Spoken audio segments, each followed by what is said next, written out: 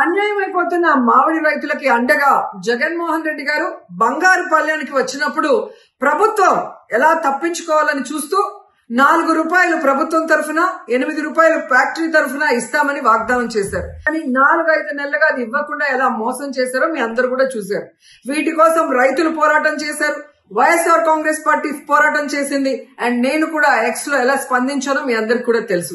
ఈ రోజైతే ప్రభుత్వం తన తరఫున ఇవ్వాల్సిన తన వాటాగా ₹4 లెక్కన 40,795 మంది రైతులకి 46,000 మెట్రిక్ టన్నుల తోతాపురి మామిడికాయలకి మరి ఈ రోజు 185 కోట్లు వేసింది. ఇది రైతుల విజయం, వైఎస్ఆర్సీపీ విజయం.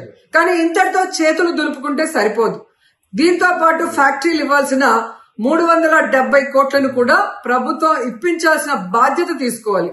ఎందుకంటే ఆ రోజు ప్రభుత్వం చెప్పింది కాబట్టే రైతులు ధైర్యంగా ఫ్యాక్టరీలకి తోతాపురి మామిడికాయలు తోలటం జరిగింది. సో ఈ 370 కోట్లు కూడా రైతులకు చేరే వరకు రైతుల పోరాటానికి వైఎస్ఆర్సీపీ అండగా ఉంటుందని హెచ్చరిస్తున్నాం.